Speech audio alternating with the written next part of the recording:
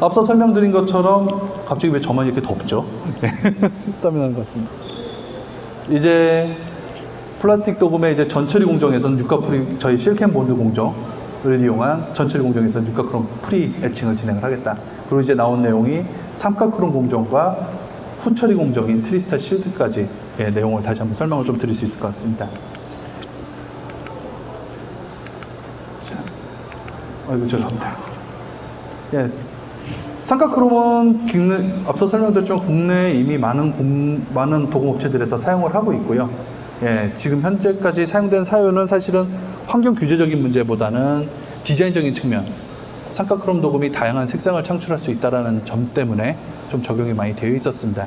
근데 앞으로는 그 사유 이후에 실제적으로 이제 환경 규제적인 문제 때문에 기존에 사용하던 유가 크롬 도금을 전부 배제를 하고 삼각 크롬 도금을 사용해야 되는 상황이 곧 도래를 할 거로 판단이 되고요.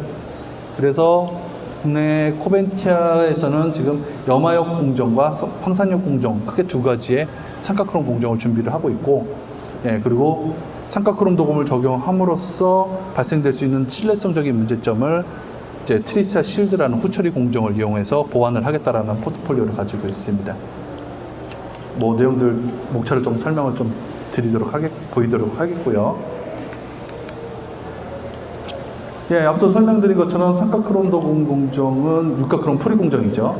그리고 피포스나 피파스의 사용이 전혀 불필요하고요. 그다음에 뭐 작업이 간편하다, 안정적이고 균일하다, 뭐 여러 가지 얘기들을 많이 할 수 있고요. OEM 스펙에 만족하는 신뢰성 확보할 수 있다라고 말씀드릴 수 있고요. 그리고 가장 중요한 포인트 중에 하나가 생산 효율이 굉장히 높다라는 점. 삼각 크롬 도금이 유가 크롬 대비해서도 생산 효율이 고속도가 빠르고 생산 효율이 굉장히 높다라는 점이 좀 장점으로 나타나고 있습니다.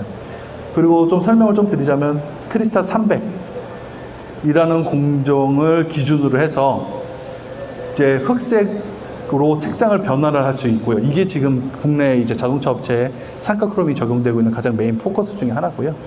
그래서 300을 기준으로 해서 흑색 첨가제가 사용함으로써 점점점 진해지는 흑색도를 나타낼 수 있도록 700 시리즈, 700, 765, 760, 755라는 이제 흑색 삼각 크롬 도금 공정으로 전환이 가능하다는 점을 좀 설명을 드리고 있습니다.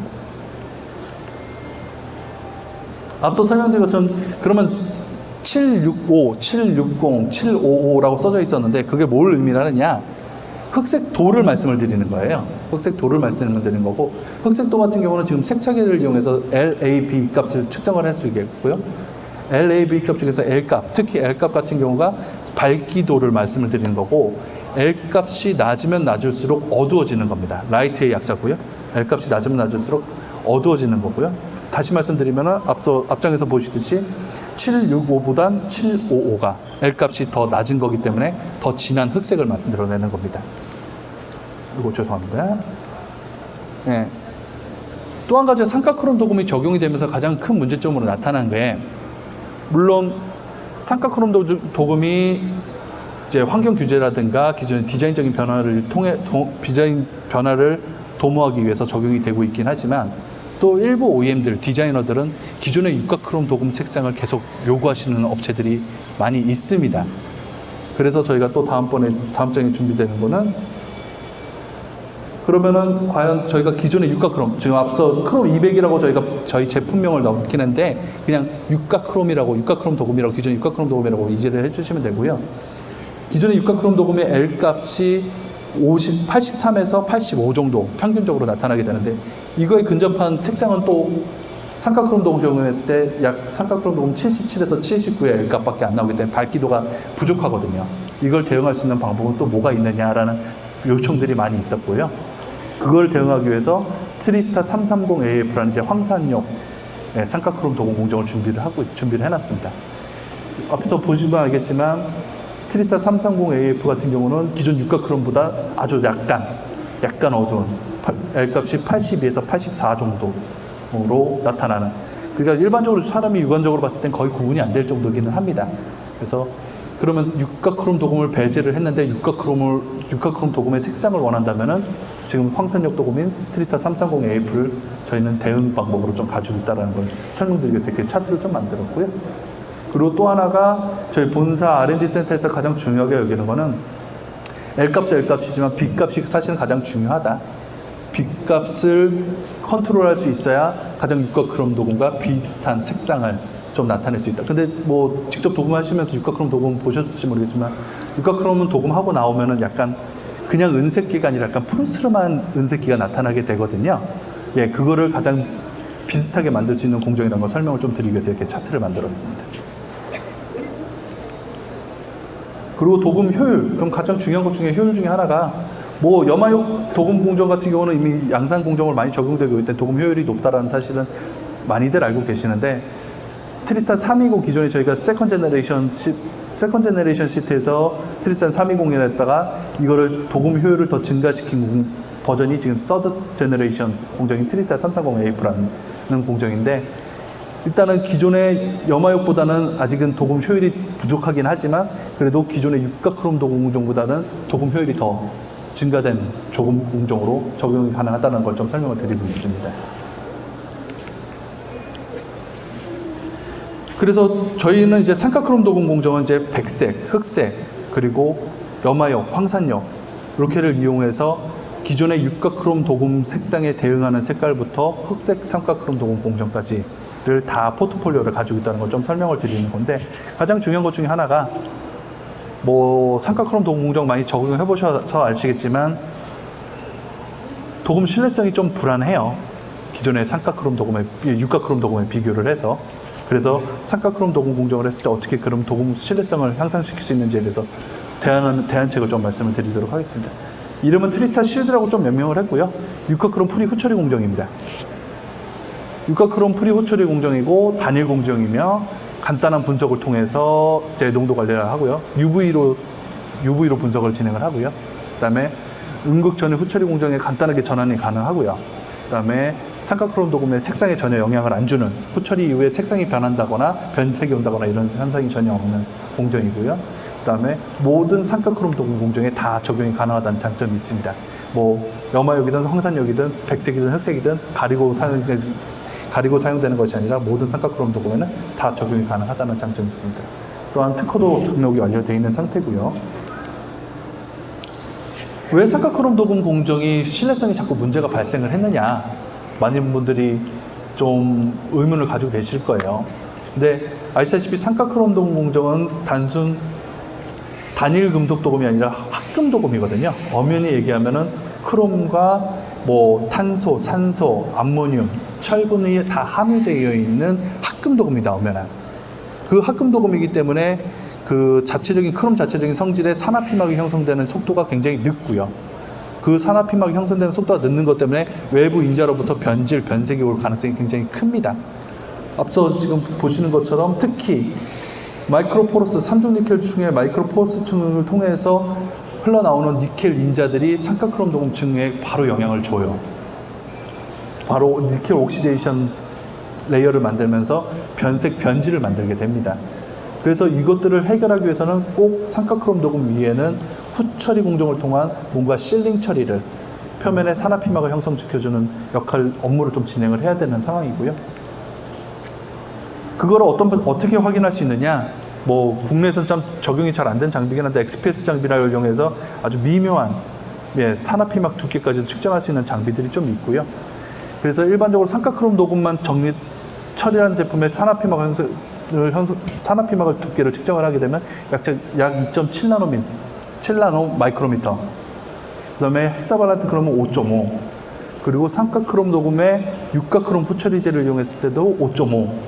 근데 저희 삼각크롬 도금에 저희가 새로 개발한 후처리 공정을 사용하게 되면은 약 9.9 나노미터까지의 산화피막을 형성할 수 있다는 자료로 좀 확인할 수 있습니다. 뭐 또한 트리스탄 실드 같은 경우는 여러 가지 테스트들 지금 그 캐스 테스트라든가 염소 분무 테스트 그다음에 그 가장 중요한 것 중에 러시아 모드 테스트라고 볼 수 있는 러시아 모드 테스트까지 또 여러 가지 테스트 내용들을 좀 밑에다가 작성을 드렸고요. 삼각크롬 도금층이 지금 육각크롬 도금에 비해서 이제 내식성에 부식이 많이 가는 이유 중에 하나가 삼각크롬 자체의 전이가 육각크롬 대비해서 좀 높습니다. 합금 도금이기 때문에 전이가 더 높을 수밖에 없고요. 그 전이가 높은 이유로 인해서 부식 전이가 광택니켈에서 좀 발생이 돼야 되는데 부식 전이가 액션이 광택니켈층에서 진행이 돼야 되는데 마이크로포러스 니켈층에서 부식이 발생되는 경우들이 많아요. 그래서 그거에 대한 대안책도 저희가 좀 가지고 있다는 걸 좀 설명을 드리는데 이거는 좀 더 정확하게 말씀드리면 좀 더 내용이 길어지는 거니까 간략하게 좀 설명을 드리도록 하겠고요. 아무튼 어쨌든지 간에 마이크로포러스 니켈에서 부식이 발생돼서 나오는 그 피막을 부식 산화물을 삼각크롬 동층에 영향을 주지 않게 후처리 공정을 통해서 동봉 처리를 하겠다. 산화피막을 보포를 하겠다라는 내용입니다. 그래서 캐스 테스트도 또 진행을 좀 해봤고요. 일반적으로 저희가 육각크롬 도금층 같은 경우, 육각크롬 도금 공정 같은 경우는 캐스 테스트 약 72시간 정도 맥스 좀 유지를 하고 있고, 삼각크롬 도금 같은 경우는 약 60시간대, 48시간대 정도의 신뢰성을 가지고 있습니다. 그리고 러시아 염수 분무 테스트. 사실은 이 공정이 트리사 실드 공정이 가장 효과를 많이 발생하고 있는 거는 이 염수 분무 테스트라고 볼 수 있고요. 염수 분무 테스트 같은 경우는 약 1000시간에서 500시간에서 1000시간 정도까지도 염수 분무 테스트를 견딜 수 있는 조건을 좀 나타내고 있고요. 테스트한 내용들에 대해서 사진들을 좀 남겼고요. 보시는 것처럼 후처리 공정이 진행된 거 안 된 거를 비교를 했을 때 표면의 샘 사진까지 비교했을 때 차이점이 나는 걸 좀 확인할 수 있으실 겁니다.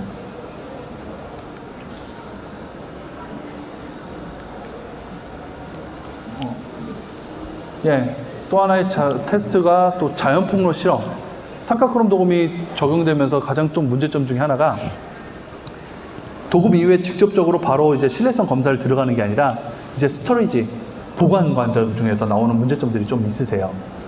창고에서 오랫동안 방치되어 있다거나 자동차가 조립되고 항구에서 이제 그 외국으로 수출되는 동안의 대기 시간 동안에 변질, 변색되는 경우들이 또 나타나는데 그게 저희 후처리 공정을 이용했을 때도 더 오랫동안 변질, 변색이 안 되도록 그 도움을 줄 수 있다는 내용이고요. 장기 보관 때도 또 나타날 수 있는 현상 중에 하나입니다. 이런 현상들이 좀 삼각크롬 도금 이후에 좀 나타나게 되고요. 러시아 모드 테스트 같은 경우는 뭐 내용들 아시는 분들 계시겠지만 이제 겨울철 제설염들을 바닥에 많이들 뿌리지 않습니까? 눈 내렸을 때. 그 제설염들이 뭐 진흙이라든가 먼지라든가 이런 것들과 같이 자동차 외장 부분에 이렇게 달라붙어서 도금층을 부식을 만드는 현상들인데 기본적으로 삼각크롬 도금을 적용함으로써 기존의 육각크롬 도금보다는 러시아 모드 테스트 성능이 월등히 상승됩니다. 그런데도 좀 부족한 내용들에 대해서 저희 후처리제를 이용함으로써 더 개선점을 나타낼 수 있다는 내용이고요. 내용들 좀 구체적으로 좀 사진들 좀 첨부를 해드렸고요. 이게 좀 구분이 좀 덜 되시죠? 근데 사실 육각크롬 도금층 같은 경우는 이게 사진으로 봤을 땐 지금 화면으로 봤을 땐 잘 구분이 안 되시는데 지금 동그라미 쳐져 있는데 저 내부는 지금 크롬 도금층이 완전히 박리가 돼서 니켈이 드러나는 거예요. 완전히. 사진으로 좀 구분이 좀 덜 되실 겁니다. 그래서 러시아 모드 테스트 같은 경우는 육각크롬 도금은 뭐 거의 불가능하고요. 메커니즘상 그럴 수밖에 없고요. 그리고 삼각크롬 도금층과 삼각크롬 도금층에 이제 저희 후처리제를 이용했을 때는 어느 정도 개선 포인트들을 확인할 수 있다는 거를 말씀을 드리고 있습니다. 그 다음에 니켈 리액시블 테스트라고 하는데 이거 같은 경우는 이제 장기 보관한 다음에 그 도금층 표면으로 니켈이 얼마나 용출돼서 나왔느냐를 검사를 하는 테스트입니다. 근데 요거는 저도 테스트 방법을 정확하게는 좀 내용을 파악하지 못하고 있고요. 내용들을 보시면 아시겠지만 육각크롬 도금 같은 경우는 일주일이 지난 후에 니켈이 약 0.01 마이크로그램 정도가 용출이 되고요. 삼각크롬 도금 같은 경우는 일반적인 기본 염화역 삼각크롬 도금 같은 경우는 일주일 후에 0.83 마이크로그램이 니켈이 용출이 됩니다. 그러니까 그만큼 그 니켈 도금층에서부터 용출되어 나오는 니켈의 산화피막이 형성이 많이 됐다는 소리가 될 수 있고요. 근데 저희 삼각크롬 도금층의 후처리제까지를 추가로 이용했을 때는 0.022 마이크로그램까지 약 20%대, 25%대까지 그 농도를 낮추고 있다는 거. 황선력도 마찬가지로 0.47에서 0.220까지, 0.02까지 낮춰진다는 것을 좀 설명을 드리고 있습니다. 그래서 뭐 저희 인증사항들 좀 얘기를 드려야 되는데, 뭐 앞서 설명드린 것처럼 GM하고 PSA라고 르노, 그다음에 PCA라고 PCA까지도 좀 저희 어프로브를 좀 받아놓은 상태고요. 그 다음에 가장 포인트 중에 하나가 앞서 계속 설명을 드렸지만, 유가 크롬을 배제를 했을 때도 OEM들이라든가 디자이너들이라든가 자플레이터들은 유가 크롬의 색상에 가까운 삼각 크롬을 원하고 있다라는 거. 특히 미국 OEM들 같은 경우는 유가 크롬 색상을 버릴 생각이 전혀 없어 보여요. 디자인적인 측면에서 GM이라든가 뭐 크라이슬러라든가 이런 업체들은 전통적으로 유가 크롬 녹음 색깔을 굉장히 고수를 하고 있기 때문에, 그런 업체들한테는 저희가 황산역 삼각 크롬 녹음을 이용을 해서 유가 크롬의 색상이 가장 가까운, 가장 외관에 적합한 대응책을 갖고 있다는 걸 좀 설명을 다시 한번 드리도록 하겠습니다.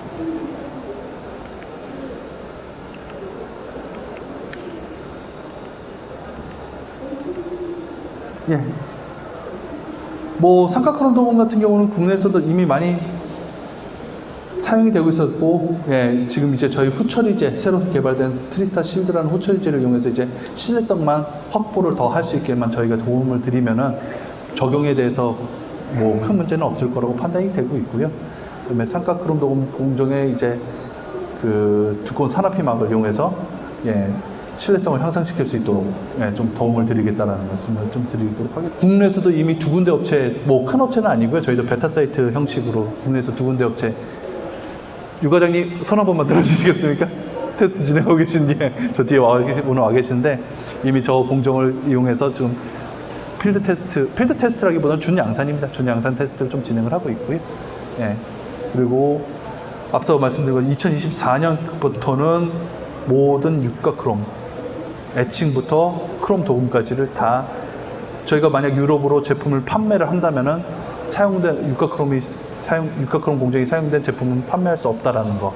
뭐 2024년은 아직 예정이긴 합니다. 정확한 날짜는 아니긴 한데, 예, 저 때부터는 이제 유가 크롬 전체를 다 사용할 수 없기 때문에 저희가 포그벤티아에서 가지고 있는 이 포트폴리오를 이용해서 좀 대응책들을 좀 드릴 수 있다는 걸 좀 말씀을 드리고 싶습니다. 예, 이상입니다.